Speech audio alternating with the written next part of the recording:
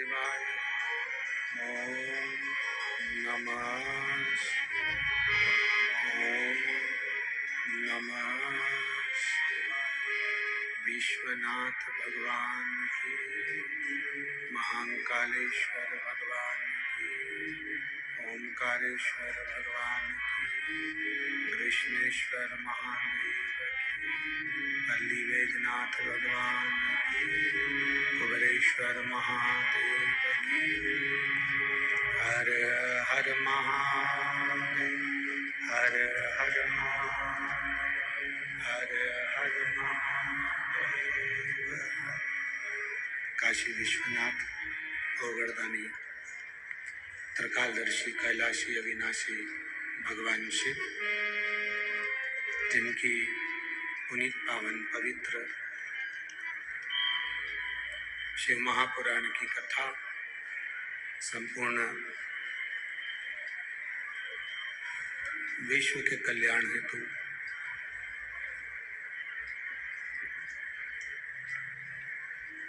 बाबा देवादिदेव महादेव की कृपा से आप और हमको श्रवण करने का सौभाग्य प्राप्त हुआ है। बड़े भाग्यशाली हैं 40 गांव नगर के सभी श्रोता भाई बहन, जो इस पवित्र शिव महापुराण की कथा को श्रवण कर रहे हैं और अपने जीवन को सार्थक बना रहे हैं।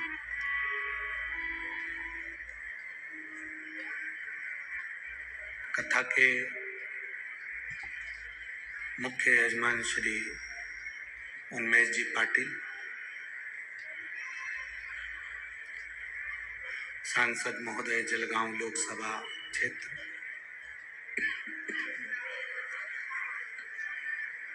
श्रीमती संपदा उन्मेष जी पाटिल, उमंग समाज शिल्पी महिला परिवार 40 गांव। एक बार यजमान परिवार के लिए जोरदार ताली बजाकर स्वागत और अभिनंदन, जिन्होंने इस पवित्र शिव महापुराण की कथा को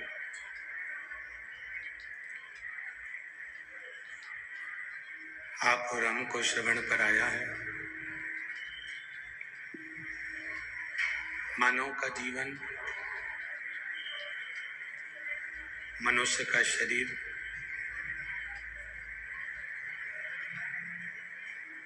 एक तो मिलता बड़ा मुश्किल से,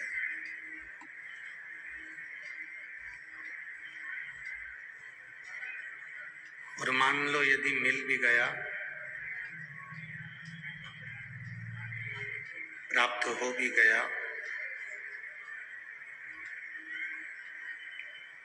तो फिर भगवान का भजन करना कठिन हो जाता है। भगवान की भक्ति करना कठिन हो जाता है। आप यदि मनुष्य का शरीर प्राप्त करने के बाद भी अगर भगवान की कथा सुन रहे हो, मानव का शरीर प्राप्त करने के बाद यदि आप भगवान का भजन कर रहे हो, कथा श्रवण कर रहे हो, तो ये भाई तो आ जाओ, दो ही है ना, 2 लोग हैं। मानव का शरीर प्राप्त कर यदि आप कथा श्रवण कर रहे हैं, भगवान की विरल भक्ति को प्राप्त कर रहे हैं, तो ये मानकर चलें कि मेरे शिवजी ने अपने गणों में, अपने भक्तों में आपको गिन कर रखा है और आप शिव के हैं और शिव आपका।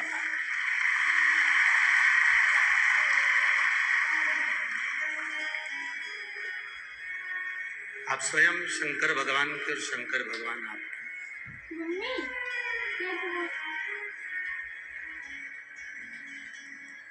शरीर मिल गया मनुष्य का, मानव का,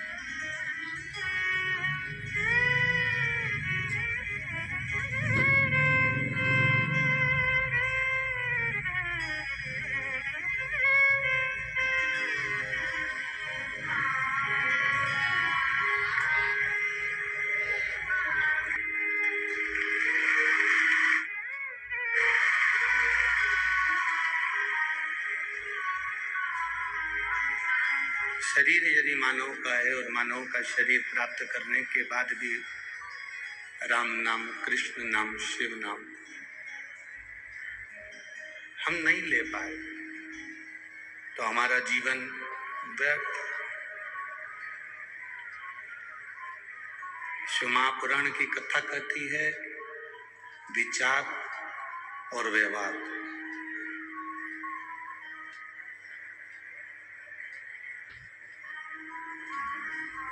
ये अच्छा रखिए, विचार और व्यवहार। अपने भीतर जितने विचार उत्पन्न होते हैं, अपने भीतर जितने विचार आते हैं, अगर ये विचार आपके अच्छे हैं तो आपको परमात्मा से कोई दूर नहीं कर सकता, आप परमात्मा के करीब में पहुंच ही जाएंगे। और यदि आपका व्यवहार अच्छा है, आप अगर अच्छे व्यवहार कर रहे हैं, अच्छा व्यवहार है यदि आपका, तो आपको मंजिल तक पहुंचने से कोई नहीं रोक सकता। आप मंजिल तक पहुंचोगे जरूर और अपनी मंजिल प्राप्त जरूर करोगे। दूसरे नंबर पर हमारा ये दोनों भ्रुकुटी के मध्य में जहां हम तिलक लगाते हैं वो आज्ञा चक्र। ये दूसरे नंबर पर है हमारा आज्ञा चक्र, जहां हम तिलक लगाते हैं, बिंदी लगाते हैं, टीकी लगाते हैं। और तीसरा नंबर पर है जहां हमारी शिखा है, चोटी है, शास्त्राचार। ये तीसरा नंबर।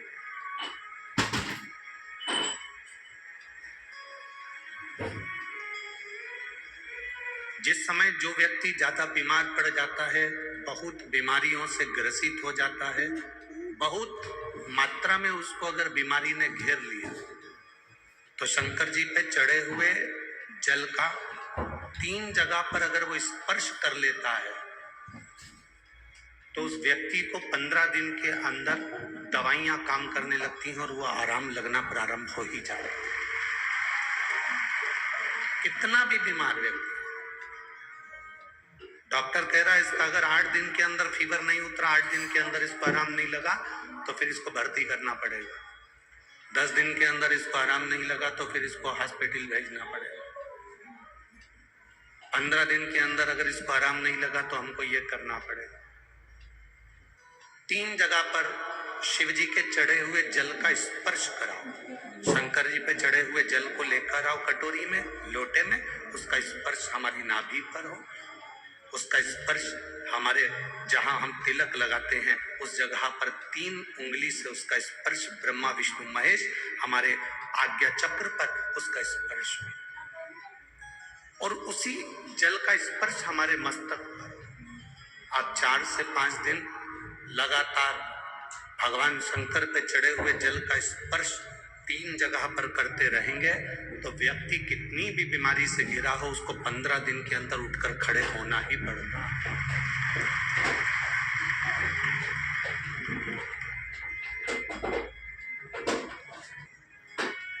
हमारा ये जो तिलक लगाने की जगह है ये हमारा आज्ञा चक्र है। ये कोई साधारण सी जगह नहीं है जहां हम तिलक लगाते हैं। जहां मेरी जीजियां मस्तक पर बिंदी लगाती हैं, टीकी लगाती हैं, मेरे भाई लोग मस्तक पर तिलक लगाते हैं, ये जगह कोई साधारण नहीं है।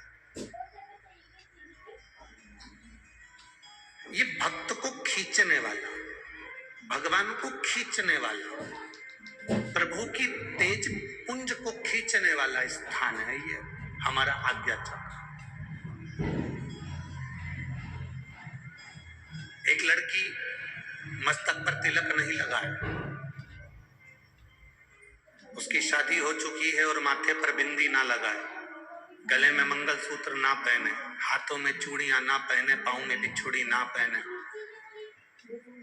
मांग में सिंदूर ना भरे और वो स्त्री ऐसे ही घूमे ना, तो कोई भी उसको अपशब्द कह सकता है, कोई भी उसको ताने दे सकता है, कोई भी उसको आड़ा टेढ़ा बोल सकता है। पर अगर वो स्त्री के मस्तक पर बिंदी है, मांग में सिंदूर भरा है, गले में मंगलसूत्र, पांव में बिछुड़ी, हाथ में चूड़ा है, किसी में इतनी सामर्थ्यता नहीं कि उस पर उंगली उठा दे, क्योंकि उसकी बिंदी में, उसकी आज्ञा चक्र में उतरा बल है। उसके आज्ञा चक्र में इतना बल है, उसके मस्तक पर इतना बल है। चलो और सरल भाषा में समझ लो, तुम ट्रेन में सफर कर रहे हो,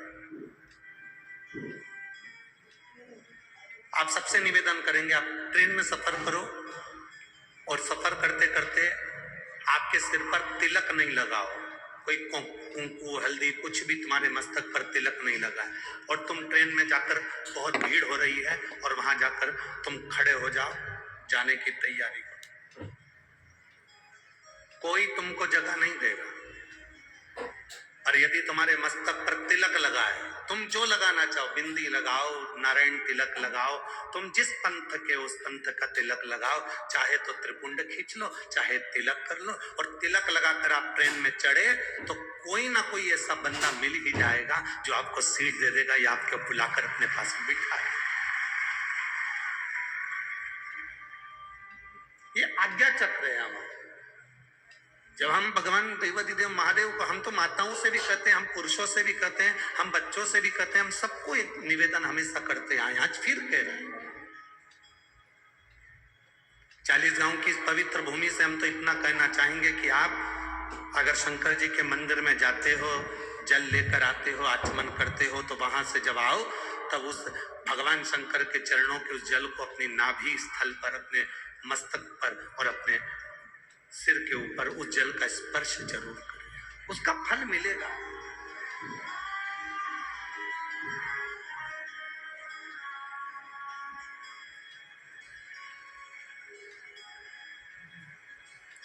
उसका एक आनंद अपनी जिंदगी में प्राप्त हो। क्यों मस्तक पर भस्म लगाते हैं? आखिर शिव जी पे चढ़ी हुई भस्म का इतना प्रभाव क्या है? शंकर भगवान पर चढ़े हुए भस्म का, त्रिपुंड का इतना प्रभाव क्या है? लिंगायत शिव संप्रदाय के अंतर्गत मस्तक पर त्रिपुंड खींचा जाता है। यहां अगर कोई लिंगायत शिव संप्रदाय के बैठे होंगे तो उनके स्मरण में होगा। लिंगायत शिव संप्रदाय के अंतर्गत मस्तक पर त्रिपुंड लगाया जाता है।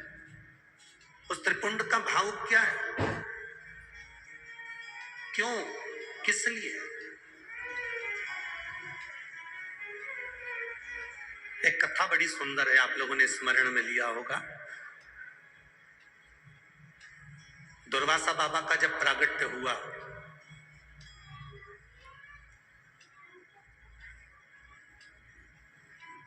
और दुर्वासा ऋषि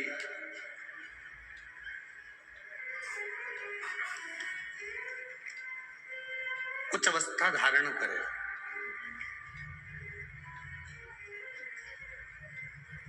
दुर्वासा ऋषि थोड़ी सी अवस्था धारण करने के बाद वो तप साधना में लीन होने लगे।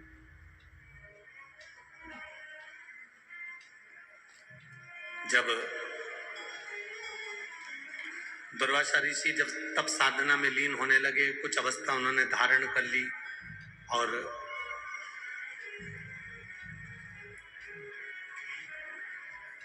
दुर्वासा जी जब एक अवस्था धारण कर कर तप साधना में लीन होते हैं, एक बार उनके मन में आया कि मैंने वैकुंठ बहुत देखा, मैंने ब्रह्मलोक बहुत देखा, मैंने इंद्रलोक बहुत देखा, मृत्युलोक का भी मैं बहुत भ्रमण करा हूं। दुर्वासा जी के मन में एक भाव जागृत हो गया कि मैंने सारे लोक देखे हैं, केवल एक लोक देखना रह गया है, वो है नरक लोक।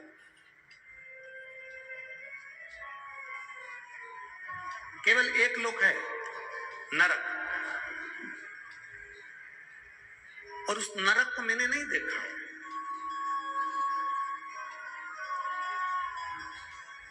मेरी जीजियों, मेरे जीजाओं, मेरी बेटियों, बेटाओं, मेरी माताओं, मेरे भाई, संत साधु गुरुजन सब इस कथा में बैठे हैं, और माननीय श्री उन्मेष जी पाटिल जी सांसद महोदय इस कथा को करवा रहे हैं। बड़े ध्यान से सुनना इस कथा कि एक मस्तक पर त्रिपुंड लगा हुआ, भस्म लगा हुआ शंकर जी का मात्र मस्तक पर त्रिपुंड धारण कर लेना, शंकर जी पे चढ़े हुए जल को मात्र अपने शरीर पर छींट लेना, शंकर जी पे चढ़े हुए जरा से निर्माल्य को अपने शरीर से छुआ लेना, शंकर जी पे चढ़े हुए भस्म को अपने सिर पर मस्तिष्क पर धारण कर लेना, और उस निर्माल्य की क्या पूंजी है, उस निर्माल्य का फल है।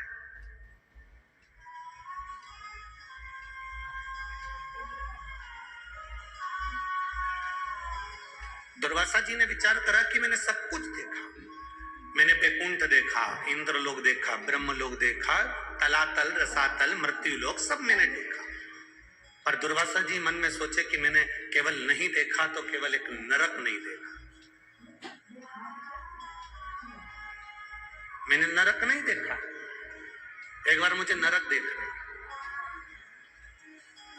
और दुर्वासा जी शिव जी का पूजन करे, त्रिपुंड धारण करे, और त्रिपुंड धारण कर कर उन्हें भस्म का त्रिपुंड लगाकर, और दुर्वासा जी नरक में चले गए।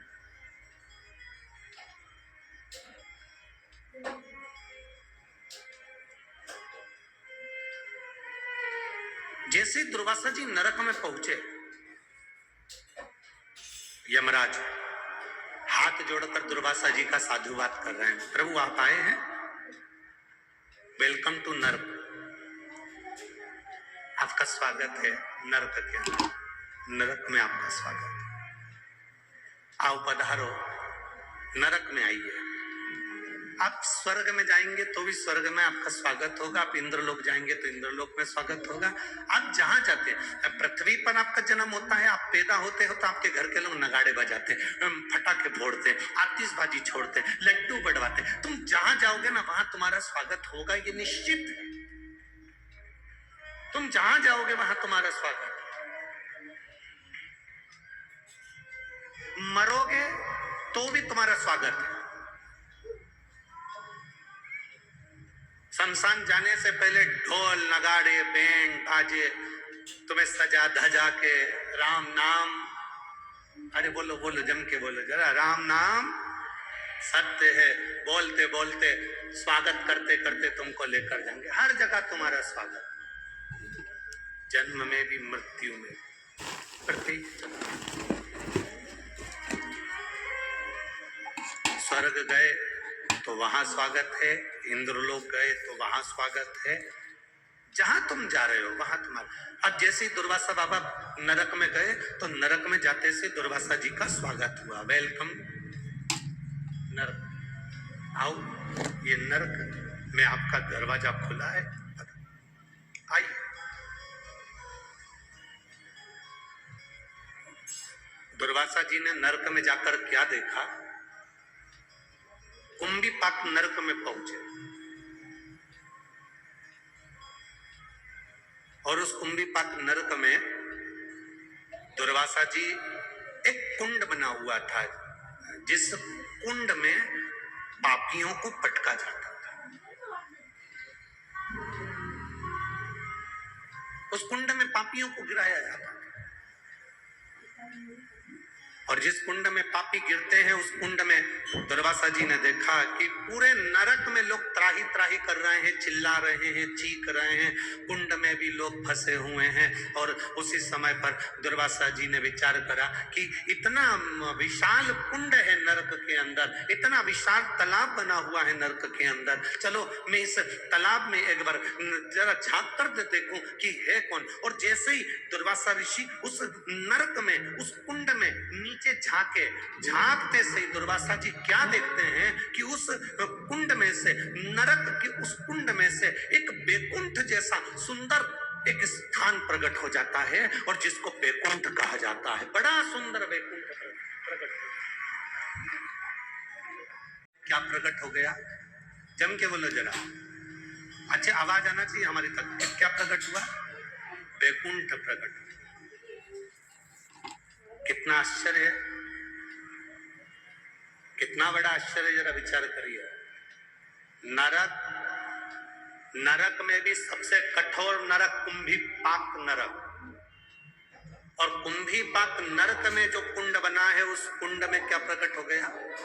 बैकुंठ। उसमें बैकुंठ प्रकट। दुर्वासा जी के मन में खलबली मच गई, नरक के अंदर बैकुंठ कैसे आ सकता? ये नरक के अंदर ये बैकुंठ कैसे प्रकट हो सकता है? खलबली मच गई। जैसे ही खलबली मची, सामने थोड़ी दूर पर यमराज आए।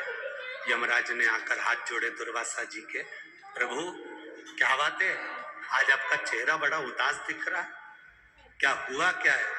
दुर्वासा जी बोलते हैं, मेरे को समझ में नहीं आ रहा है कि मैं नरक घूमने के लिए आया था, नरक में भी कुंभीपाक नरक घूमने आया था। कुंभीपाक नरक में कुंड है, उस कुंड में मैंने दर्शन करा, उस कुंड में मैंने जैसे ही झांकते से ही मैंने जीवों को चिल्लाते हुए सुना था, उसमें जैसे ही झांकते से उसमें बैकुंठ प्रकट हो गया। समझ में नहीं आता ये बैकुंठ कहां से आया। यमराज हाथ जोड़कर बोले, प्रभु दुर्वासा जी कुछ नहीं, बैकुंठ कहां से प्रकट हुआ है मैं आपको बताता हूं। आप शंकर जी की पूजन कर कर अपने सिर पर भस्म धारण कर कर आए थे, जब आप कुंड में झांक रहे थे आपके मस्तक की भस्म उसमें गिर गई थी और उससे बैकुंठ प्रकट हुआ। केवल मस्तक की भस्म, जब आप झांक रहे थे, झांकते समय मस्तक की भस्म उसमें गिर गई थी, और वो भस्म गिरने से बैकुंठ प्रकट हो गया। कहां प्रकट हुआ? जम के बोलो जरा। नरक में। नरक में भी कुंभीपाक नरक में, और कुंभीपाक नरक में भी ऐसे कुंड में जिसमें जीवों को तड़पाया जाता था, पटका जाता था, उस कुंड में बैकुंठ प्रकट हो जाता है। शिव महापुराण की कथा कहती है, जब शंकर जी के चढ़ी हुई भस्म सिर पर लगाकर हम जाते हैं और वो भस्म जहां पर भी जाकर थोड़ी सी भी गिरती है तो हम जैसे पापियों का उद्धार करने के लिए बैकुंठ को प्रकट कर देते हैं। बैकुंठ को प्रकट।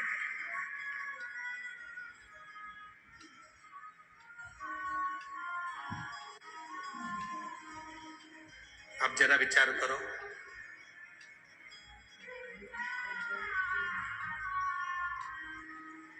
कल कोई कह रहा था, गुरुजी, ऐ गुरुजी, आप कहते हो कि जहां शिव पुराण होती है वहां की मिट्टी भी चंदन हो जाती, क्यों नहीं? क्यों नहीं हो सकती?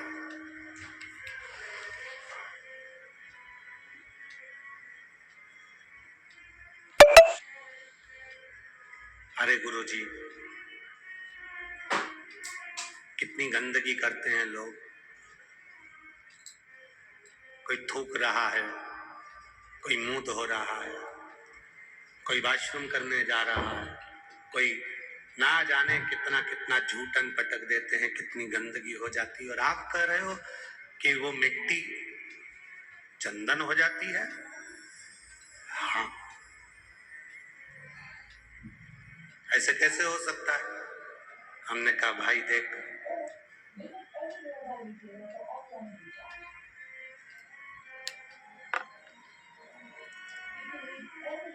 पैसा जो होता है ना, उस पैसे को रख दो, चाहे गंगा के जल में पटक दो, पैसे की कीमत कम होती है क्या?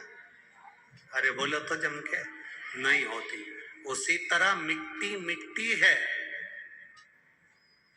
जिस जगह पर भजन होता है, तप होता है, साधना होती है, मंत्र का उच्चारण होता है, श्री शिवाय नमस्तुभ्यम बोला जाता है, पंचाक्षर मंत्र, नमः शिवाय बोला जाता है, षडाक्षर मंत्र, ओम नमः शिवाय बोला जाता है, उस स्थान की मिट्टी अपने आप में वो पवित्र बन जाती है, चाहे वो कैसी भी हो। उसकी पवित्रता प्रबल है, उसमें गलत कुछ नहीं है, उसमें पवित्रता। और हम तो यहां तक कहेंगे कि आपने देखा क्या? लोगों को थूकते हुए देखा तो तुमने कह दिया। तुमने गंदगी देखी इसलिए गंदगी दिखी।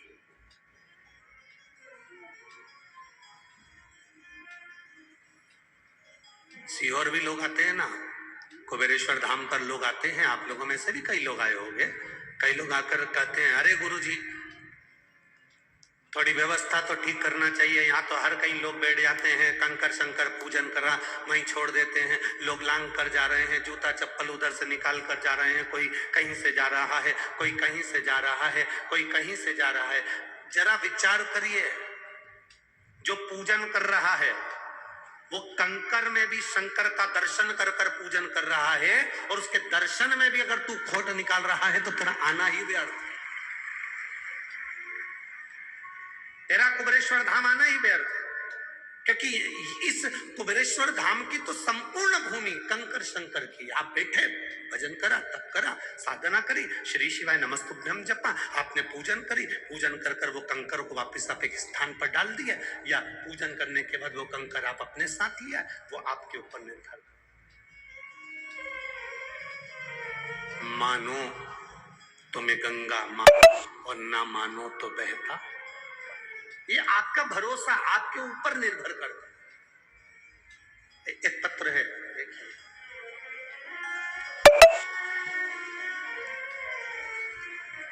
जिसने भी पत्र भेजा उनसे निवेदन है, आपकी पूरी मेडिकल की फाइल आपने लगाई है, और निवेदन है इस पूरी मेडिकल की फाइल को आप वापिस लेकर जाना, जिससे आपके पास में ये कॉपी रहे।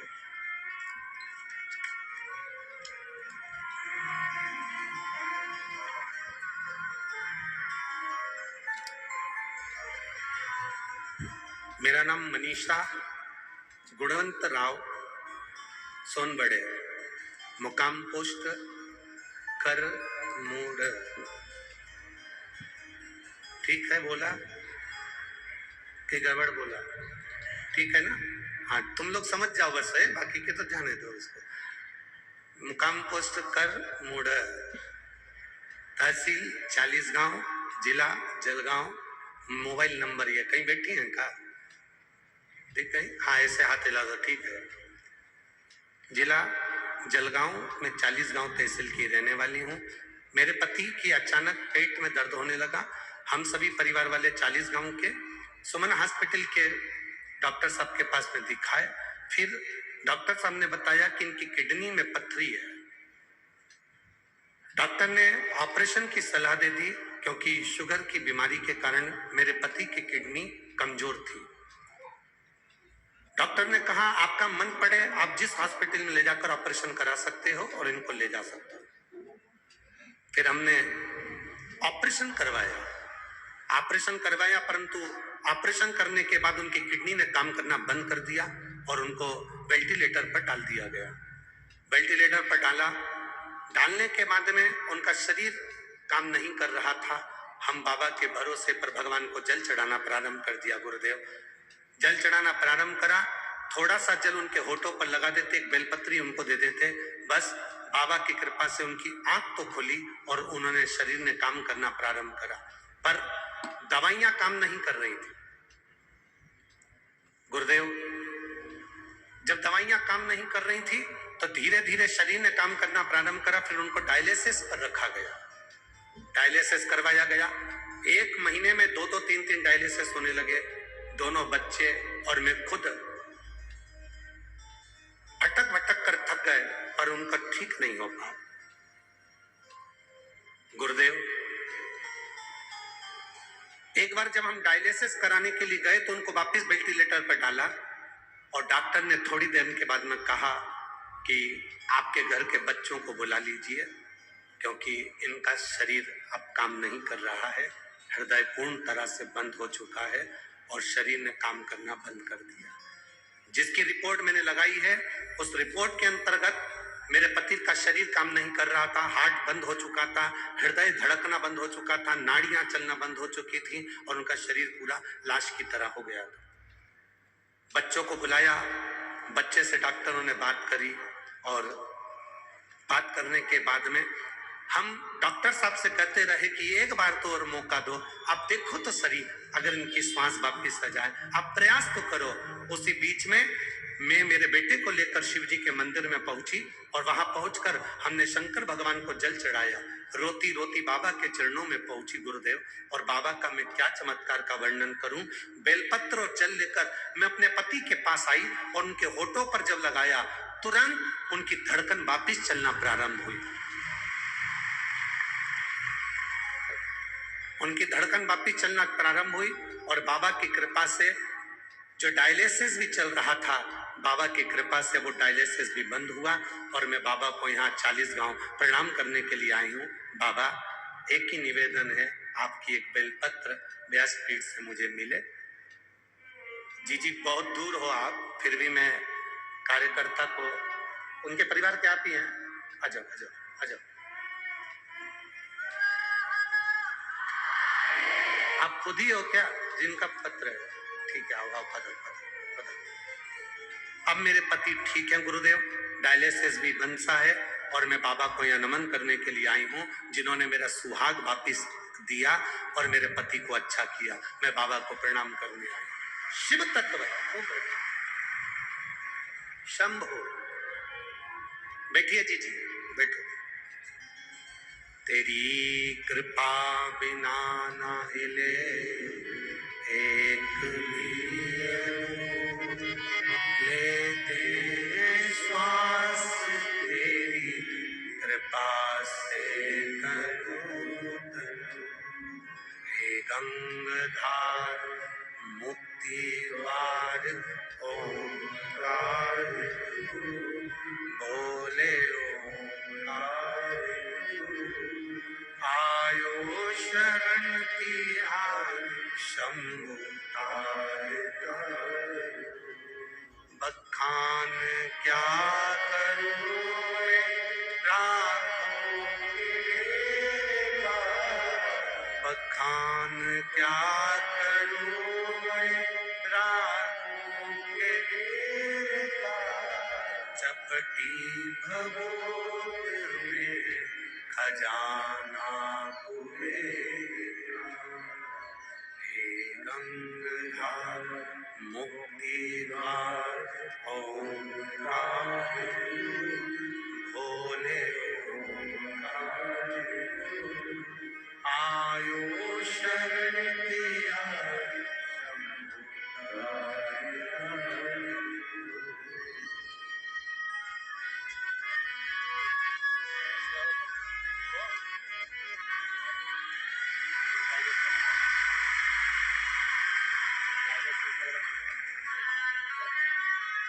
डायलिसिस पूरा बंद हो गया।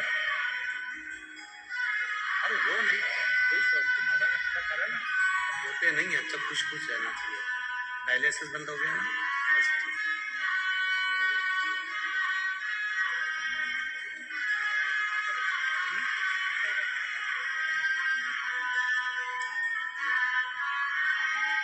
बोल रहे हैं आधा घंटा मेरे प्राण नहीं थे, आधे घंटे तक मैं मर चुका था, पर आधे घंटे के बाद जैसे ही बेलपत्र और जल मेरे होठों पर आया, मेरे प्राण मेरे बाबा ने वापस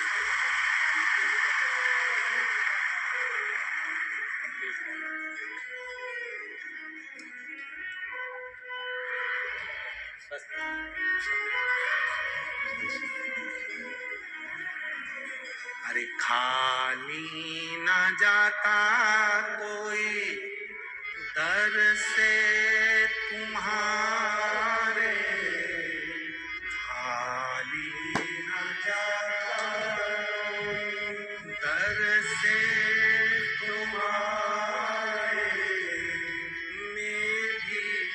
खड़ा हूँ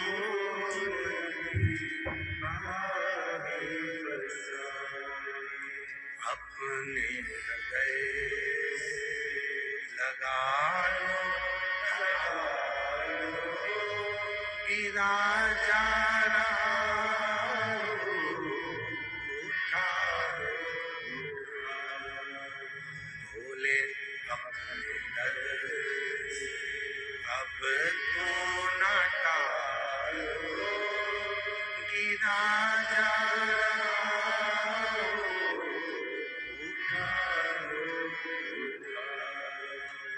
शिव तत्व हमारे भीतर हो।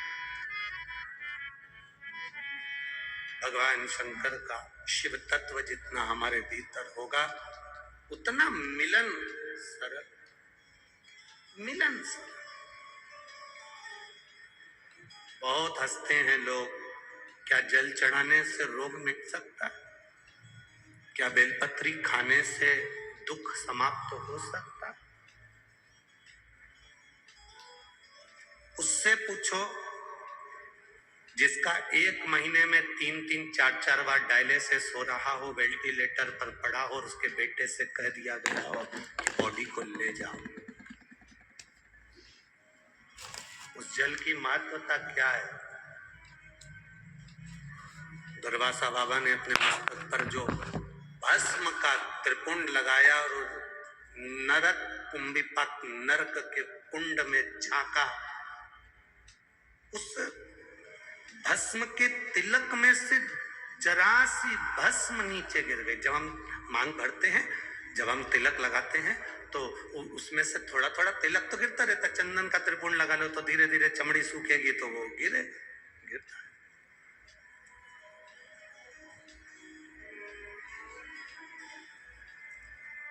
कितना महत्व वो कुंभिपाक नरक में भी वैकुंठ प्रकट कर देता है। वैकुंठ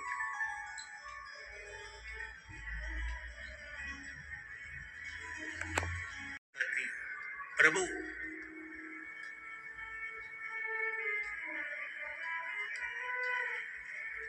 संसार में इतने सारे साधु सन्यासी तपस्वी साधक उपासक भजन करने वाले तप करने वाले सब मरते हैं, प्राण छूटते हैं सबके। जो आया है मृत्यु लोक में उसको जाना है। विष्णु पुराण में लक्ष्मी जी नारायण से कह रही है, संसार में जन्मा हुआ प्रत्येक मनुष्य मरता है और उसके प्राण छूटते हैं।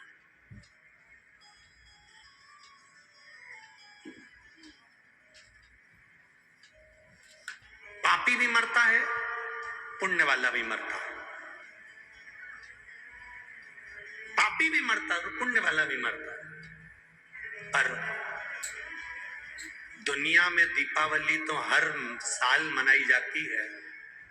लक्ष्मी जी भगवान नारायण से पूछती हैं कि वैकुंठ में दीपावली कब मनाई जाती है? तो नारायण कहते हैं जब कोई शंकर का भक्त शिव की आराधना करते करते जल चढ़ाने के बाद मेरे पास पहुंचता है तब वैकुंठ में दिवाली। उसका कारण विष्णु पुराण में लक्ष्मी जी पूछ रही है कि वैकुंठ में दिवाली, एक शंकर का भक्त आता है और वैकुंठ में दीपावली मनती है। आपका भक्त आता है तो क्या दिवाली नहीं मनती? भगवान कहते हैं नहीं। ब्रह्मा जी का कोई भक्त आता है तो दिवाली नहीं मनती? नहीं। पर शंकर का कोई भक्त प्राण छोड़ने के बाद जब आता है तो वैकुंठ में दिवाली मनती है।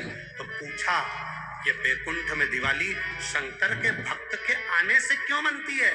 तो भगवान नारायण कहते हैं शिव का भक्त जब हमारे पास में आता है, उसके शरीर के तरंगों में, उसके शरीर, उसकी आत्मा के रोमावली में, उसके जीव के भीतर उसने इतना शंकर का जल चढ़ाया होता है, इतना शंकर का त्रिपुंड लगाया होता है, शंकर के जल को अपने मस्तक पर चढ़ाया होता है, आज्ञा चक्र पर लगाया होता है, शंकर के जल को उसने पिया हुआ होता है, शंकर के जल को चढ़ा चढ़ाकर उसकी एक एक हृदय की रोमावली में, उसके हृदय के अंदर शिव ऐसा समा जाता है कि वो जीव जब वैकुंठ में आता है तो 33 कोटि देवी देवता उस जीव की आत्मा की तरंग से वैकुंठ का फल प्राप्त कर लेते हैं। इतना आनंद की अनुभूति शिव के भक्त से होती है।